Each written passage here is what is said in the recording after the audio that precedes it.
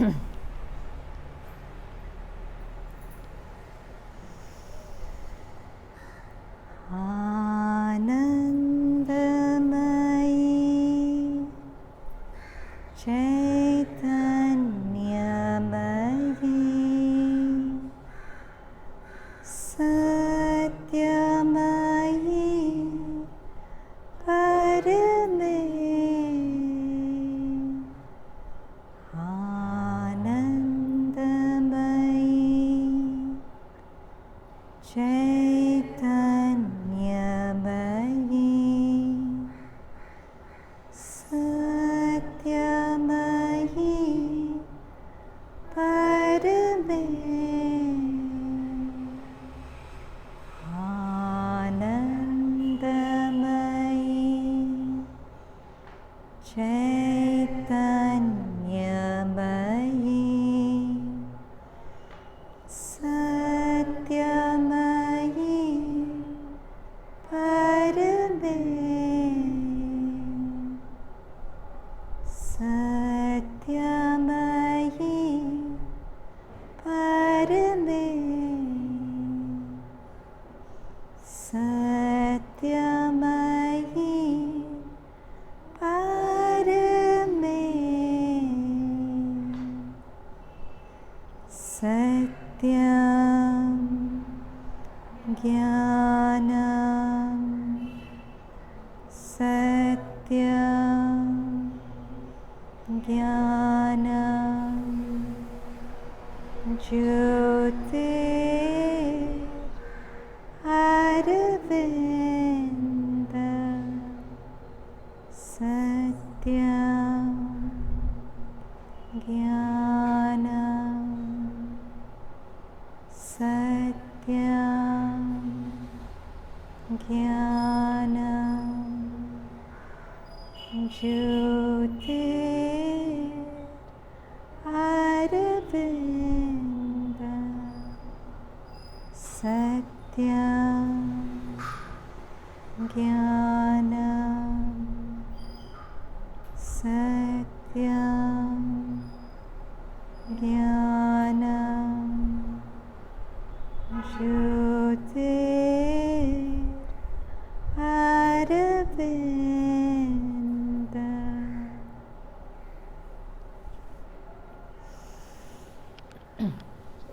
So I'm going to, if you have your phones, you can open the PDF. I'm going to start with this very lovely story on the mother, thanks to Shailaja, a little book she gave me. It's a delightful book, Sidelights on the Mother. Little stories about the mother. Very lovely. So the story is titled Bogus Maa Ki Jai. Okay. A sadhak who was behaving erratically asked a young boy to shout, Bogus Maa Ki Jai, victory to the false mother. Someone reported this to mother and suggested that the sadhak might be sent away. Mother heard everything and remarked that it had proved good with some who were sent away, but one could not be sure that it would be so with all. Besides, she asked why he was to be sent away. Look at her. She's asking, why should I send him away? He speaks against you and that upsets us, they replied. Mother, those who get upset by these things are worse. She refused to take action against him. Not only that, but later when he was declared a patient, TB, tuberculosis, and the doctor was against receiving him back from the sanatorium, mother insisted on, because it's contagious, no? Mother insisted on making proper arrangements for his care. And he lived on as a sound sadhak for years after medical opinion had written him off. One story. Second story. This is from Dilip Kumar Roy. He was an old sadhak. From his book Sri Aurobindo Came to Me. It's in his words. Dilip Kumar Roy talking. In those days, I, like many others, used to see the mother once a week to have an intimate talk. something happened which made me conclude hastily that she had done me grave injustice in believing a false allegation against me. So I sent her word that I would meet her no more, as I owed her no allegiance whatsoever. At the same time, I wrote a long letter to Sri Aurobindo telling him that I had come to the ashram for him alone, so that if he decided the case in her favor as against mine, I would sooner leave the ashram than submit to injustice.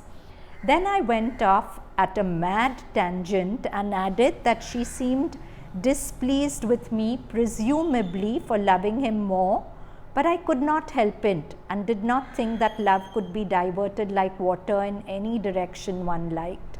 See, we like human beings, we anthropomorphize God. We see God in our own image. We feel that we would dislike a person if the person likes somebody else more than us. So he thinks that mother didn't like him because he showed a preference to Sri Aurobindo. Besides, I reminded him I had accepted her only because he had wished it, and so went on in this utterly daredevil strain till I wrote to the mother herself. If you choose to frown on me because I love Sri Aurobindo more than yourself, then I must say stay impenitent, not penitent, not regretting. Since I did come here primarily for him and accepted you because he had wanted me to turn to you. I never made a secret of this, as I saw no reason why I should stifle the voice of truth. I know full well that he will never approve of my placing him above yourself. But as this is my present feeling, I cannot behave as if it was otherwise. Now you can do your worst. I am ready to leave this evening. Only he will have to dismiss me personally, remember, for I can take no orders from you. I was desperate, obviously, and although in my extremity I still repeated Goethe's couplet about the good man being saved at the 11th hour, I did not see how I was to be spared the consequences of my own gratuitous insolence. So I brooded in my abysmal gloom when Sri Nalini Kanta Gupta came to me with a message from her. She wished to see me, but I am not going to submit to being frowned upon, I snapped. I am only waiting for a letter of dismissal from Gurudev, and as soon as it comes, I will clear out. Mother has no intention of frowning on you, Nalini said, for she told me it was a case of pure misunderstanding. At all events, he pleaded, you should not be so discourteous as to refuse to see her when she personally summons you to be able to explain it all. I went sullenly. Mother smiled at me as only she could in the circumstances. I could hardly believe my eyes. But her unexpected sweet smile sent a thought flashing through me, which I can only describe by the epithet heartwarming. So all is not lost yet. And simultaneously, I felt how much I depended on just that one smile of hers, even when I defiantly asserted that she was nothing to me. It's all our case now. When we are angry with the divine, we throw a tantrum, but we are so dependent on that one smile of hers. How could one stay in such a God-forsaken seclusion, uncompanioned by her smile and loving support? Besides, hadn't she revealed to us on so many occasions that her ways are radically different from those of a moralist, reforming with rhetoric, or of a schoolmistress correcting with a cane? Had I not borne witness myself to so many instances of her forbearance and charity? All such thoughts pullulated in me, induced by her once fecund smile. Then as I sat down on the floor, she was sitting on a divan with her beautiful hair let loose. She placed her hand on my shoulder and looked steadfastly at me. I fought bravely with my unruly tears. But can I possibly be angry with anyone who loves Sri Aurobindo as you do? She said very simply. Her eyes radiated a strange light, a marvelous blend of strength, tenderness, and humility. My own feelings apart, do I not know how Sri Aurobindo cherishes you? So how could you think it possible for me to frown upon one he greets with a smile? Am I not here to serve him with all I have and am, even as you, his near and dear disciples, are? She would have said more had I not burst into tears. So these stories are about divine forgiveness, but I won't even call it forgiveness. In both these stories, do you sense that the mother was hurt in the first place in order to forgive? She wasn't hurt. When that man asked a child to shout out bogus maa ki jai, and people wanted to send him away, she said, why do you want to send him away? Those who feel upset by it are worse than him. And she wasn't hurt at all. Somewhere she writes that the divine understands everything. So for the divine, there's no question of forgiving. You forgive when you're first hurt and then you forgive, right?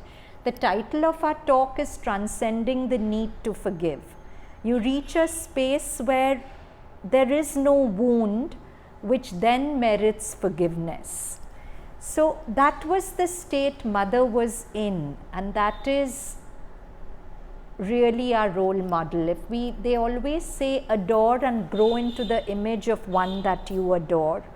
So when we look at, these are two instances, but all through our life, all through her life, she faced so much ingratitude and attack, but she was never wounded by it, because she could see a person, understand the whole context of what made the person behave like this, and in that seeing she was never hurt. So there was no question of forgiving. She was in a state where the need to forgive had been transcended.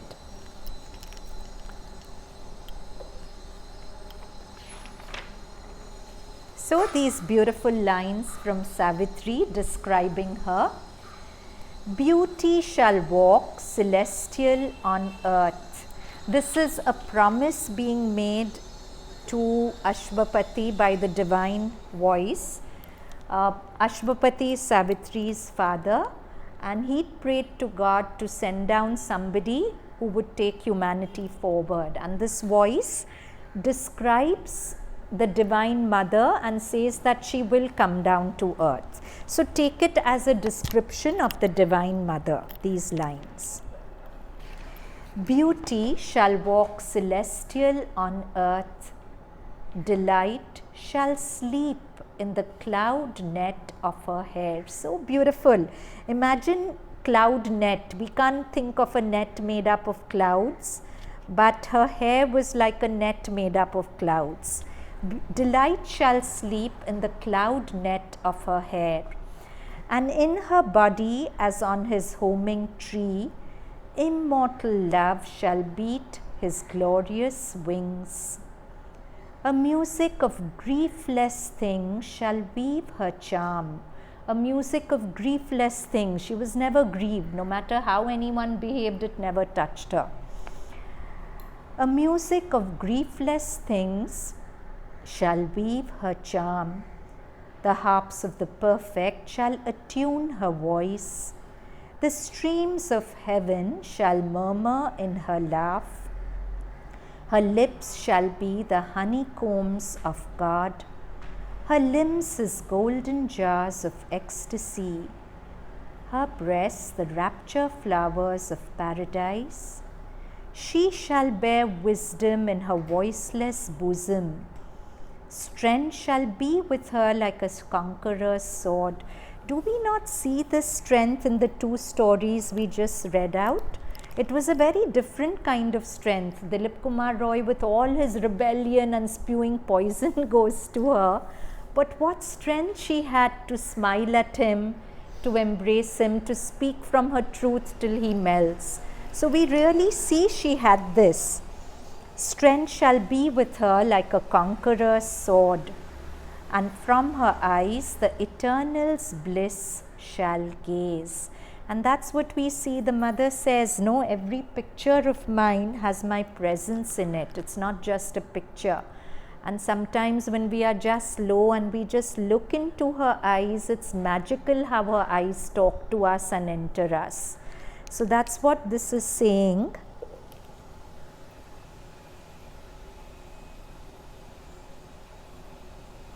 From her eyes the eternal's bliss shall gaze. A seed shall be sown in death's tremendous hour, a branch of heaven transplant to human soil. A branch of heaven, the Divine Mother is a branch of heaven. When she comes down to earth, it's like heaven is planting a branch from its own tree on earth, that such trees start flowering on earth.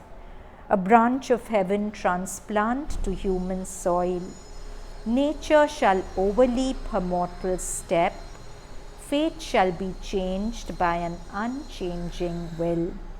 You know, when it says here, from her eyes eternal's bliss shall gaze, there's a beautiful story.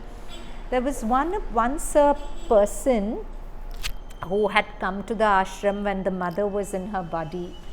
And those days she was in her 90s perhaps, and she wasn't seeing much people because she was concentrating a lot on her inner sadhana for the earth. And they told this person that mother cannot see you, and the person went to his room and he was very disappointed. But in all ashram guest houses, as you know, there's a picture of the mother, no, on the table. So he said that with open eyes he saw a flash of white light come out of a picture. So he thought he was imagining it. So he looked again and that light kept showing itself to him. And he melted into tears that mother did give me darshan. And when this was reported to the mother, mother said that yes, I could sense his disappointment, and so I met him in this way. So her way of meeting us is so different, but she always listens and always answers. As that song goes, 1,000 years to hear my cries. Wherever I am, whether I'm saying in my mind or anywhere, she's listening. She has 1,000 years to hear my cries. Okay, now this, what we've been working with all week in our yoga and meditation classes, I am Atma Brahma, sarvanubhu. So this is a mantra from the Brihad Aranyaka Upanishad. Brihad is vast, Aranyaka is a forest. So the rishis would sit in the forest and channel all these truths of vastness. So it gets its name, Brihad Aranyaka Upanishad. Hina, you didn't come this morning? Lots of people are down. Okay, so now what the Upanishad comes from a root, sit upa, near, nishad, sitting near the feet of the Guru. So Upanishads you can only learn when your thinking mind sits quietly at the feet of the Guru in your heart. And Sri Aurobindo writes that the eternal Shastra of my yoga is the eternal Veda being revealed from the heart of every being by the Jagat Guru sitting within. So that's the real Upanishad, the Veda inside us. And that Veda speaks to us when our rational mind falls silent and sits at the feet of the Guru in the heart. So I'm giving you this preamble because when we work with any Upanishadic mantras, they'll not make much sense to our surface mind. We'll read them and say, okay, big deal. But if you're really quiet and you dwell on it and dwell on it and dwell on it, it suddenly comes alive. And when it comes alive, everything in you changes. So this mantra is, I am Atma. I am is this. Atma is the self or the soul. Brahma, Brahma is the all-pervading God intelligence. I am Atma Brahma, sarvanubhu. Sarvanubhu is that which is present, that which is the experiencer of everything. Sarva is all. Anubhu comes from the word anubhav. I am Atma Brahma, sarvanubhu. So what it's saying is that the real experiencer of all our life experiences is not this hurting, inconstant self in the mind. The real experiencer of all our experiences is the Atma. Now you'll first hear this and say, okay, how does that change me? But if you look deeper into it, there are layers and layers of understanding. So you all are all aware of a stream of thinking in your head, right? And that thought stream is generating a sense of I. Because there is thought, you think there is an I who's thinking the thought, right? And that I is changing thought to thought. A happy thought is creating an inflated sense of I. An unhappy thought is creating a deflated sense of I. But Toll reminds us this hurting, inconstant, changing self is not really you. Not Toll, this is Louis Fisher. He's a practicing Buddhist. He says this hurting, inconstant, changing self is not really you. That's an illusion. Because you're thinking there's an illusion that there's an I who's thinking it, right? So as I said in the morning, there's no ontological reality to this I in the thought stream. Ontological means rooted in being. Like a movie has no ontological reality. You understand that, right? You're seeing things happening in a movie, but it's not truth in being. It's not really happening. So a movie has no ontological reality. Similarly, the I in the thought stream has no ontological reality. You get that, all of you? Yeah? So, but because I think that I exists, that I appears to suffer with painful experience and get excited with pleasant ones. You get that also? But a phantom can't suffer. That I, which has no ontological reality, is a phantom. It's a mental construct. It can't really suffer. It can't really experience also. A phantom can't experience anything, right? So the real experiencer of all your experiences is the Atma, the witness behind that stream of thoughts. Yeah? The observing field in which the stream of thought is flowing, that's the Atma. That's the real experiencer of all your experiences. Do you understand? So, if that Atma is the experiencer of all experiences, and Krishna tells Arjuna in the Gita that the Atma is that which no fire can burn, no water can wet, no sword can cut. So in that sense, the Atma receives all experiences but remains unaffected by them. Do you understand that? So when you understand sarvanubhu, the real experiencer of all experiences, it can bring you great relief to know that that in me which really receives all experiences remains unaffected by the experiences.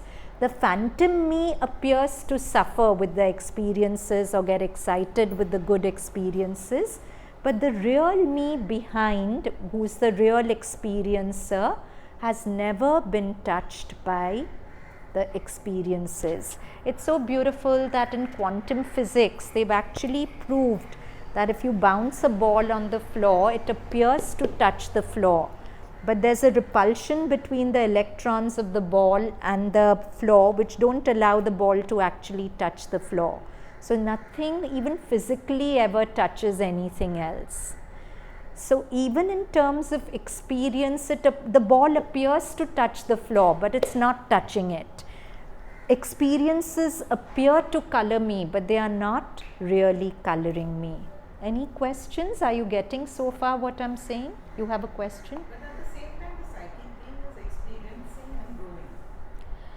The psychic being, that's why this whole play, because we grow through the experiences. We come. Psychic being is the part in us which is evolutionary. So it grows lifetime to lifetime. Okay, so clear about it. It's neither the Atma nor the phantom. Huh? Psychic being is neither. Psychic being is a portion of the Atma. Of the Atma, which grows. Okay, so now let's be quiet. It's a beautiful mantra and it's something you should learn. So just focus in your heart in any way you can. Focus in the heart center. And just hear this mantra once. Those of you who know it, who've attended the yoga classes, you can sing with me. Rest of you chant along anyway.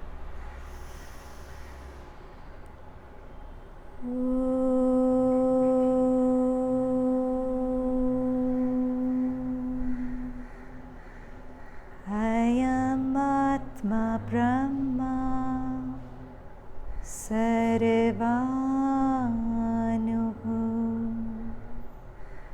Ayam Atma Brahma sarvanubhu.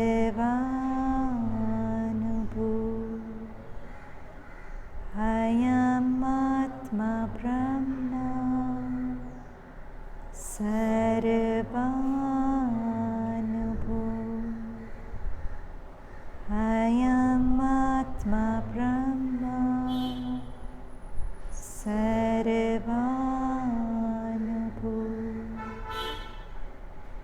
Now stay anchored in your heart and just articulate the word sarvanubhu, the real experiencer. And remind yourself that whatever you're feeling in this moment, you think the you in the thought stream is experiencing it, but that you is a phantom. A phantom can't experience. To know that the one who really experiences cannot be affected by any experience. This may not make any sense to your thinking mind, but a deeper intelligence in you which is listening may feel solaced by it and acknowledge its truth. I have a pain in my knee or head or wherever, but the real me, who's the experiencer of this experience of pain, is completely unaffected by the pain. You won't understand this with thought, because no mantra from the Upanishad can ever be understood by thought. Drop your mind in surrender to the intelligence in the heart and just repeat sarvanubhu, and let your inner wisdom teach you the truth of this mantra.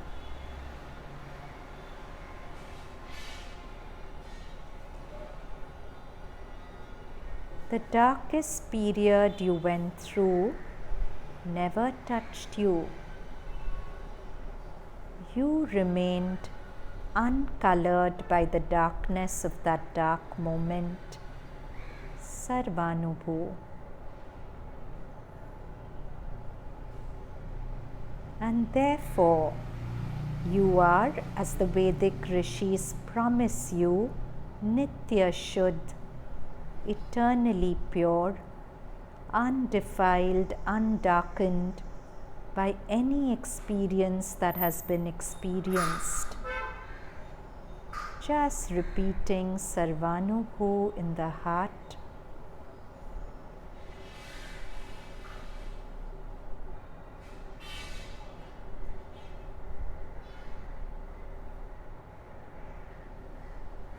And then slowly open the eyes.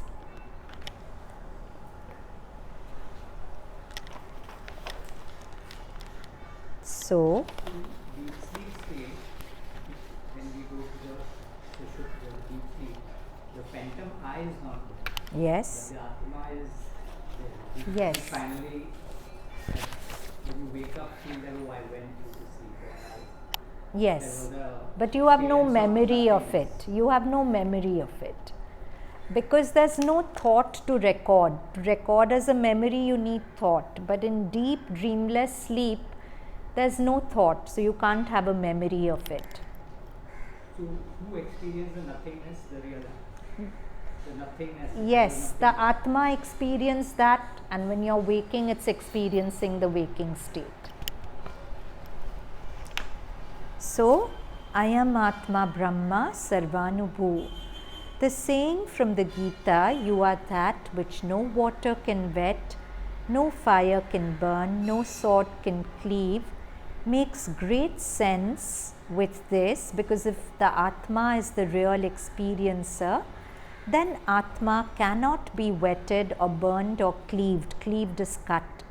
There is great relief in this transfer of responsibility of experience to the Atma. When there is suffering, the mind suffers, but that is only an illusion suffering. The real, the true, the Atma, who is the real experiencer, is incapable of suffering. The self is capable of infinite creation, and one of its creation is the mind. One of its creation is the phantom I who suffers.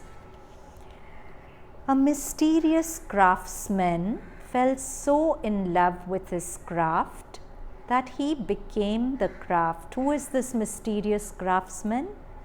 God. And each of us is his craft. He fell so in love with his craft that he became the craft. And so the living craft eternally recreates itself. Yet in this ceaseless self-creation, a memory of this craftsman lingers. We remember our source somewhere. All doing is a quest of the craft to find this unseen craftsman immersed in its very fabric. So the craftsman fell so in love with his craft that he totally lost himself in the craft and gave the craft an illusion of being an independent entity which keeps recreating itself. But somewhere the memory of the craftsman lingers, and all doing of the craft, each of us, is to find that craftsman again. All doing is a quest of the craft to find this unseen craftsman immersed in its very fabric. Unseen because he is to the eyes of the craft. I can't see my own eyes, right? If the craftsman is my eyes, I can't see the craftsman. The mother says that if you approach the vilest person, the most terrible person from the highest in you, the highest in the person is obliged to respond, superseding the nature of the person. It's a beautiful thought that if you approach the most terrible person from the highest in you, the highest in that person is obliged to respond. As I sat this morning, I felt that an arising thought is not so different from a person. If I look for the occult God in the apparently vile thought, the God nature in that thought is bound to show itself. Do you understand? A terrible thought is not very different from a terrible person. If you approach the vilest thought from the highest in you, the highest in the thought, which is God, reveals itself. You see that every thought is also a becoming of God. You see various things about the thought. You see that the thought is not really you, that the thought is not darkening you, it's only appearing to darken you. So that's the God nature of the thought revealed. Understand? No? So there's a line of a poet, I forget who, finding me, O meek lover of good, you turn your back on heaven. That's a line, right? Finding me, O meek lover of good, you turn your back on heaven. But for the God lover or the devotee, this can become. So this is God telling the devotee, finding me, O meek lover of good, you turn your back on heaven, right? But a devotee would change this and address it to God as choosing your abode in all, O all-powerful one. God addresses the devotee as O meek lover of good. The devotee addresses God as O all-powerful one. You appear to turn your back on conventional heavens. You choose your abode in all. You choose your abode in my darkest thought, my vilest emotions. Everything is you, right? So you're in everything. You're choosing to abide in every bit of darkness. So it changes to choosing your abode in all, O all-powerful one. You appear to turn your back on conventional heavens. Conventional heavens are lofty thoughts, inspired thoughts. One would think God is only in that. But no, God abides in everything. In my darkest thoughts also, it's God only playing. So, Sanjana, how do you ever, nothing is ever really bad or good? it isn't. It's just conscious or unconscious. A bad thought is not bad. But when you get identified with it, you become unconscious. If you become conscious, you just see it's a thought, it's not me. And the real experiencer of the thought hasn't been touched by it. That's when the God nature in the thought is revealing itself to you. Then when it is unconscious of itself and it's playing out, then how does one... Yeah, then also if you keep thinking it's me, I'm bad, I'm guilty, I'm ashamed, you become more and more unconscious. But if you just think it's a thought, it's one more streaming of God consciousness in me. He has become this thought, let him handle how it goes. I'm just going to step back and watch. But the action which has created the thought, perhaps, wouldn't that have a consequence? You leave that to God. Why are you worried about it? And actually, karma is created when you own the thought. We did that in some Savitri class. That acceptance brings responsibility. If you accept the thought as your own, then you generate karma. But if you just say it's a thought which is coming and going and you're not identified with it, it doesn't generate karma.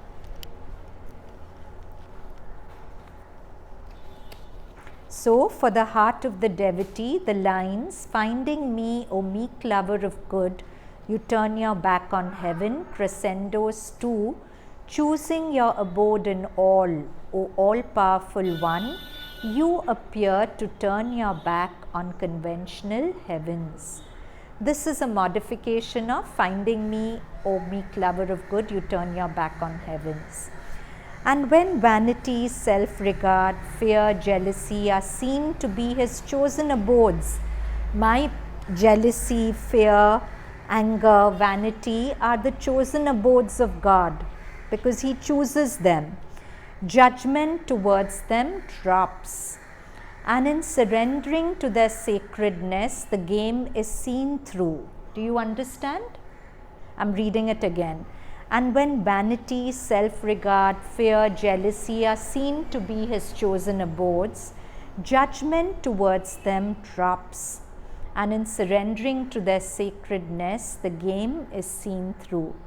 It's quite a thought, no? To think of even my darkest thoughts as sacred. But don't misunderstand. You know in what sense I'm calling them sacred. Yeah? It's kind of like a thing that sometimes in temples outside there are these images of demons put around it.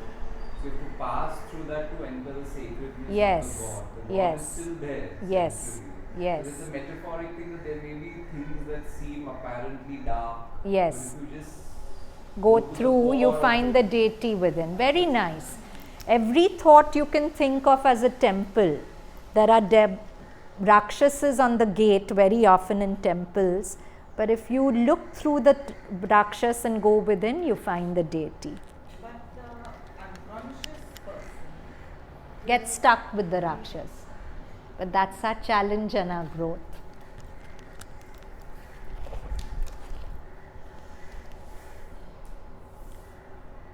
when the vanity, self-regard, fear, jealousy are seen to be his chosen abodes, judgment towards them drops, and in surrendering to their sacredness, the game is seen through. It is seen that he alone is all. Then worship arises also towards these hands that worship, because these hands that worship are also him.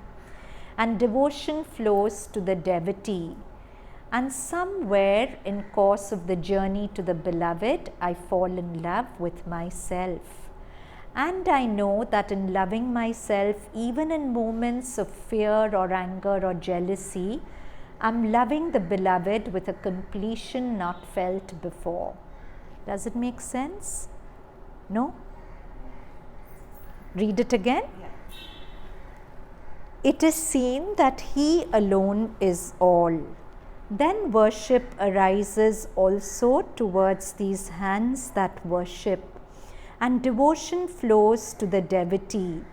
And somewhere in course of the journey to the beloved, I, that is the devotee, falls in love with myself, because I see I'm him.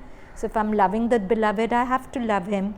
And I know that in loving myself, even in moments of fear or anger or jealousy, I am loving the beloved with a completion not felt before.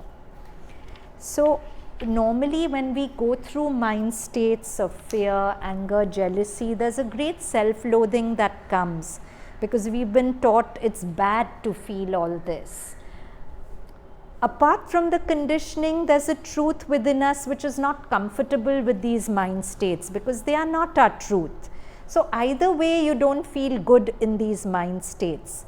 But if you really see that these mind states are also streamings of God, they are not me or mine, and you just let them flow, and you've fallen into a state where this sort of cadence of all is God is so prominent in you that it hums even when those negative mind states arises. This is also you, this jealousy is also you, this anger is also you. It's not mine, it's part of your leela, it's part of your game, and you don't hate yourself.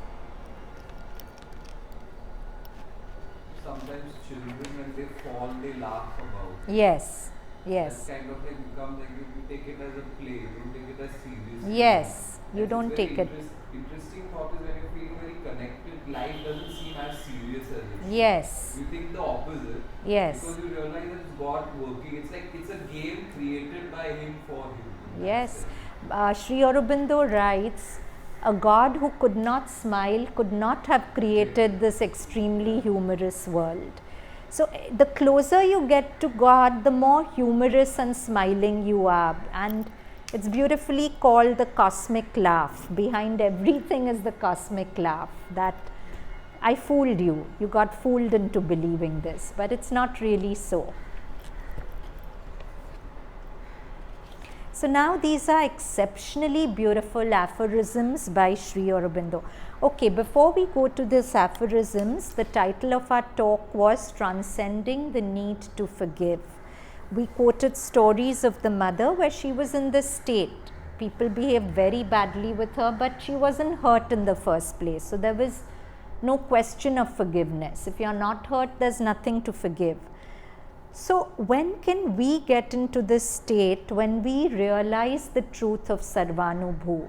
When we realize that suppose Bijal is hypothetically spewing poison at me, the real experiencer in Bijal is the Atma, and the real experiencer which is receiving this poison is the Atma. So this Bijal who's spewing poison at me is a phantom. This Anahita who could be feeling hurt is a phantom. But behind this interplay of phantoms hurting and getting hurt, there is this Atma who is never touched. The Atma in Bijal is not defiled by the poison she's throwing. The Atma in me is not hurt by the poison she's throwing. Are you understanding? So if I'm in that state of sarvanubhu, whatever anyone tells me, I'm not only going to be hurt. So where's the question of forgiving?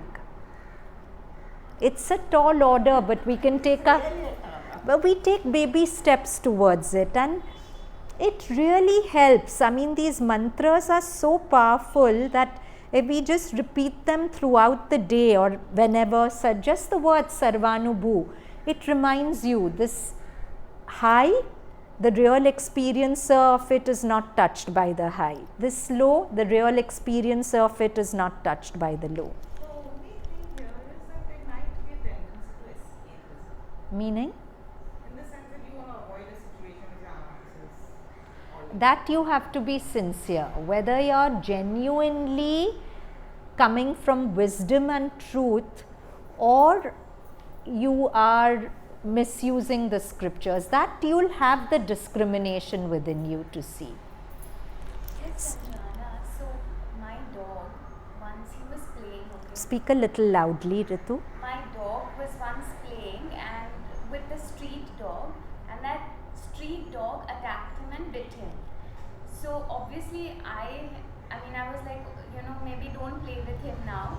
My dog within 2 minutes went running back and started playing with him again. Because they don't have thoughts. But so that isn't conscious on his part. There's no effort to overcome something within Yes. him and then approach him. That's his nature. But I don't know if No, that's your original nature also, but you have the blessing and the curse of the mind which thinks, which a dog doesn't have. He can't think in words. So he has no memory and no interpretation of that bite, and no fixed judgment of that dog who bit him. So that's what we have to do. We have to somehow drop judgments and just be like a newborn in every moment. It's difficult, and everything I'm saying has two sides. When I say drop judgment, I mustn't be an imbecile either. I have to have reason. Reason is important when it needs to be there. But I have to have the discrimination to know when reason is serving me and when it's not serving me. Because they say that reason at some level has to help you overcome emotion. Yes. So, and then there's a point where you have to drop reason also. Yeah, and there'll be a phase where sometimes you use reason and sometimes you drop it. You use reason when it serves you. Like I put up this link on Unuttered Word. Have you all seen it? Mother speaking in French with subtitles. Very beautiful, that talk she's given on reason. She says that if you don't have reason, you're like a cork floating on water. You'll just get pulled this way and that. And any little thing that will happen to you, you'll make it very big because you don't have reason at your disposal to see it in perspective. And she also says in that talk that at the same time, you mustn't make your life driven by reason, because reason is a helper, then it becomes a bar. So when you need reason to see things in perspective, use reason. At the same time, when reason is blocking you off from the truth vision, drop reason and just be attention. So what would, suppose I go to the shelter of reason in that same example between you and her, and if you don't want to get hurt and you don't have the perspective of the real I, so you are using reason. So what reason? So I could use a reason thinking that I'm not going to take this personally. I think it's a person attacking me, but maybe that a person has had a very bad day and is just using me as a punching bag, or the supreme reason. Sarvanubhu is actually reason. Upanishads is actually the logic of the infinite. Remember in Life Divine, Sri Aurobindo says what's logic to the infinite is magic to the finite. But actually it's logical. It's logical to remind myself that what A is throwing at me, the me who's experiencing it is never touched or defiled by that poison. That's logic. It's logical, right? I can bring that logic to the forefront. In fact, that's the highest one. That's the highest one of the reason. high, I mean, it's infinite. One can't say est for this, but it's a high logic. It gives you that idea that when, for example, when you're acting in a play as a child, you know you're an actor acting in that play. You can get immersed in it. If you think you're a bird, you'll think you'll fly, but rationally you'll start jumping and trying to fly. Yes, So exactly. as a player, you know that. When you know that it's a play and you're a player in the play, you can actually play it better. Yes, you can act much better. Because you know it's an act. Yes. But we get so immersed in the act that we get driven. Yes. If you know it's a play, you can follow the script properly, you know. And God has written a script for all of us. But if we don't know we are play acting, we forget the script, we make up things. Yeah, that's one Savitri class mother wrote beautifully, that we all get very terrified because we are acting out a play whose script God knows very well. But we don't know the script. So we are terrified. I'll tell you a funny thing I read actually. There was once an actor. Loud, Nash. Once an actor was so passionately acting a fighting scene, he did it so fast. The director was, "What are you doing? We couldn't get any of the shots because you're moving too fast." Then it was written that I realized I'm an actor in the play, but the play is not me. I have to be beyond it. An actor has to be beyond the play, not Yes. be completely immersed. Yes. He's too immersed in it, he cannot act it out. Yeah, Because I don't know about theatre, but it's the sense that you get so driven, you can't detach. If you're, you have to have a observing so it's stance. like in a life situation, if I think I'm Nash so strongly that you have upset Nash, so Nash should attack you. But I'm like, Nash is a third party, I am much greater than that. So why will I personalize it so Yes. much? It's because I personalize the Nash which I believe I am. Yes. Certainly, Sanjana, one last question.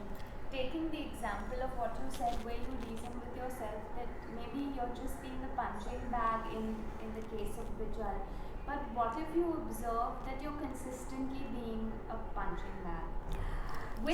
With that Yeah, so if you observe that, one thing is, the more you shift inside yourself, the more the outer circumstances change. The less reactive you are. Remember, if you approach the vilest person from the highest in you, the highest in that person is obliged to come forward. So the key to it is to change your reactivity. So, ma'am, unless even the reason has a spiritual flavor, it won't really help. Because spiritual Well, wisdom is till you unique. don't have access to the spiritual flavor, it helps in that limited But context. even that unconscious reason which the reasoner is using ultimately has a spiritual, that you are saying that maybe she had a bad day, so you are showing some sort of an understanding of something which is not apparent to you. So ultimately you are going behind the issue to realize. So somewhere there is a deeper If you have access to that. But some people may not have, so life guides each one from where they are. So now, Sri Aurobindo's aphorisms. Aphorism 21. Forgiveness is praised by the Christian and the Vaishnav. But for me, I ask, what have I to forgive and whom? God struck me with a human hand. Shall I say then, I pardon thee thy insolence, O God? God struck me with a human hand. Shall I say, I pardon thee thy insolence, O God? God gave me good in a blow. Shall I say, I forgive thee, O Almighty One, the harm and the cruelty, but do it not again? When I pine at misfortune and call it evil, or am jealous and disappointed, then I know there is awake in me again the eternal fool. The eternal fool is awake in me whenever I pine at misfortune and call it evil. When I see others suffer, I feel that I am unfortunate, but the wisdom that is not mine sees the good that is coming and approves. when I see others suffer, I feel that I'm unfortunate because my people are suffering. They are unfortunate, I'm unfortunate. But the wisdom that is not mine sees the good that is coming and approves. To hate the sinner is the worst sin, for it is hating God. Yet he who commits it glories in his superior virtue. And that's what Mother said, no, when there was that devotee who was set up a child to shout Nakli Maa Ki Jai, and people wanted to throw that devotee out. Mother said, why do you want to throw him out? Because it hurts us that he says this. And Mother says, well, handle yourself. You who get hurt are worse than him. Why? Because of this. Those who hate the sinner are worse, because to hate the sinner is the worst sin, for it is hating God. Yet he who commits it glories in his superior virtue. When I hear of a righteous wrath, I wonder at man's capacity for self-deception. I am right in feeling this wrath. He says, I wonder at man's capacity for self-deception. This is a miracle that men can love God, yet fail to love humanity. With whom are they in love then? This is the miracle that men can love God, yet fail to love humanity. With whom are they in love then? The quarrels of religious sects are like the disputing of pots, which shall be alone allowed to hold the immortalizing nectar. Let them dispute, but the thing for us is to get at the nectar in whatever pot and attain immortality. So we come to the last screen share. It's a passage from Sri Aurobindo's Savitri. So again, it's describing Savitri, who here for our purposes represents the world mother. This is describing that consciousness in her where she is sarvanubhu, where she knows that the real experiencer of all experiences is that eternal self which is the same in all others. So the lines go, she was no more herself but all the world. Out of the infinitudes all came to her. Into the infinitudes sentient she spread. Infinity was her natural home. Nowhere she dwelt, her spirit was everywhere. If something is everywhere, we can say it's nowhere, right? So nowhere she dwelt, her spirit was everywhere. The distant constellations wheeled round her. Earth saw her born. All worlds were her colonies. She was the single self of all these selves, the one Atma in all Atmas. She was in them and they were all in her. This first was an immense identity in which her own identity was lost. So her identification with everything and everyone, in that she lost her own identity. What seemed herself was an image of the whole. She was a subconscient life of tree and flower, the outbreak of the honeyed buds of spring. She burned in the passion and splendor of the rose. She was the red heart of the passion flower, the dream white of the lotus in its pool. Mother writes this, I think she was in Japan, and once she was with a cherry blossom tree, and suddenly she felt herself in the sap of the cherry blossom. She got so one with the cherry blossom that she felt herself in the very sap of the cherry blossom. She was the Godhead hid in the heart of man. She was the climbing of his soul to God. The cosmos flowered in her. She was its bed. Like flowers flower in a garden bed, the Divine Mother was the bed in which the cosmos flowered. She was time and the dreams of God in time. She was space and the wideness of his days. Dreams of God and time are the various phantoms we live with. Those are also her only. So she was all the phantoms and she was the truth behind the phantoms, both.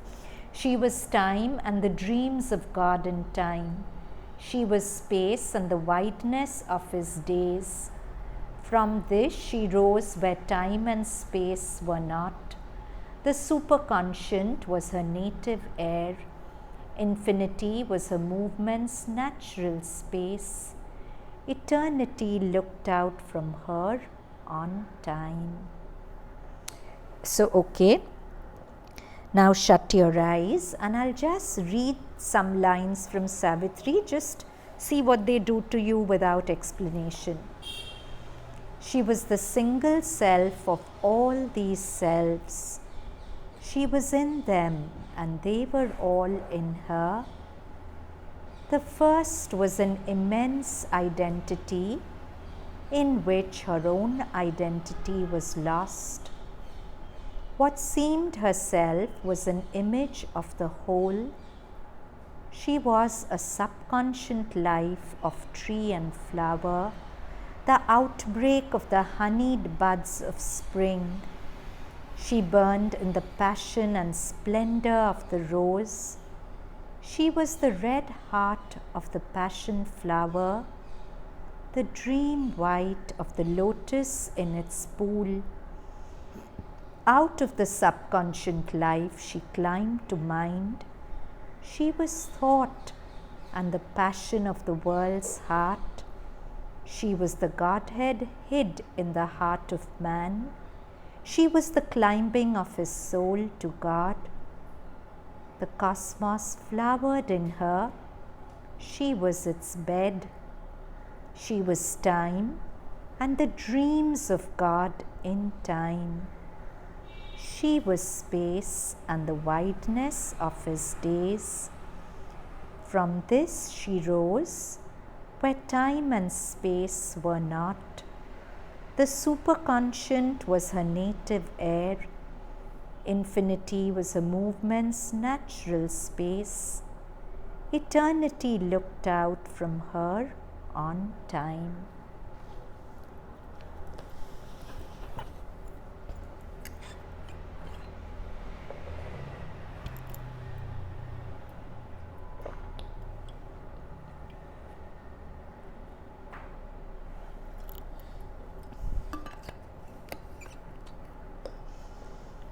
So now let's sit quietly and let's summarize and assimilate the class so that we can bring it into our lives. It is said that whatever you adore, you grow into the likeness of the one whom you adore. So if we adore the mother, somewhere we grow into her likeness. One particular aspect of the mother which we explored today was her unconditionally forgiving nature. Rather, a nature which never got wounded by anything, so a nature which had transcended the need to forgive. You forgive only when you're hurt and then you overcome it. But if you're not hurt, there's no question of forgiveness. So it's good to remind ourselves of that little story we explored of how a sadhak who was upset with the mother set up a little boy to shout, "Nakli mother, Nakli maa ki jai," victory to the false mother. And everyone got so riled, they entreated the mother to throw the boy out of the ashram. But the mother said, "Why should I throw him out?" People said, "Because we get upset." And the mother said, "Those who get upset are worse than him."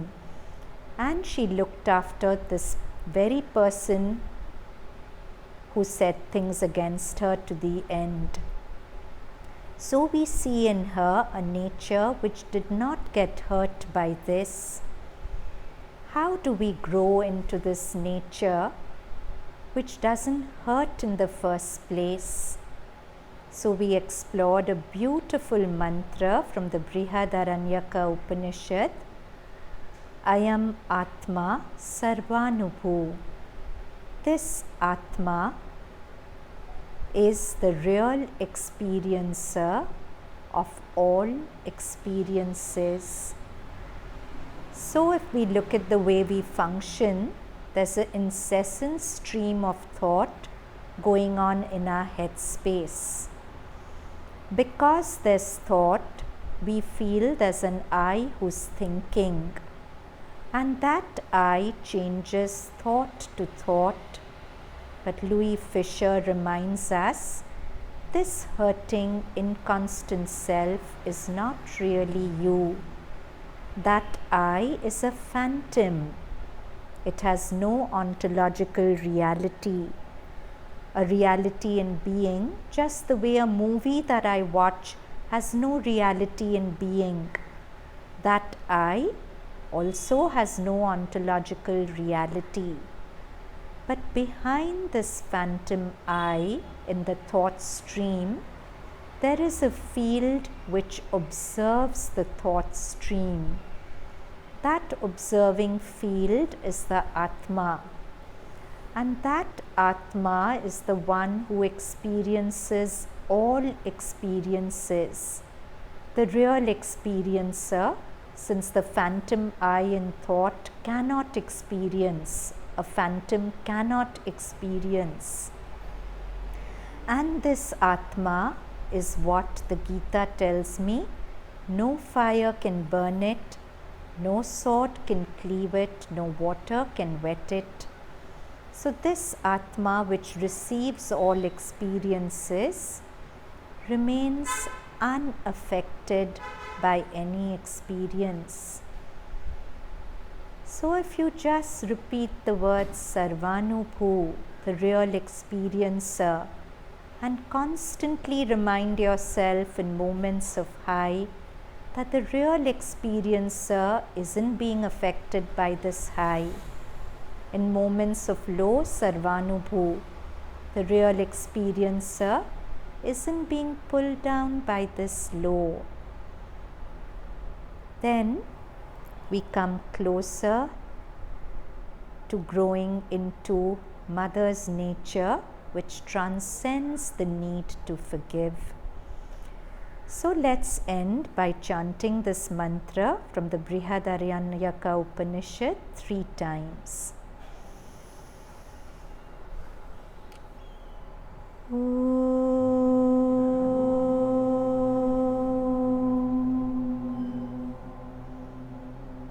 I am Atma Brahma Sarva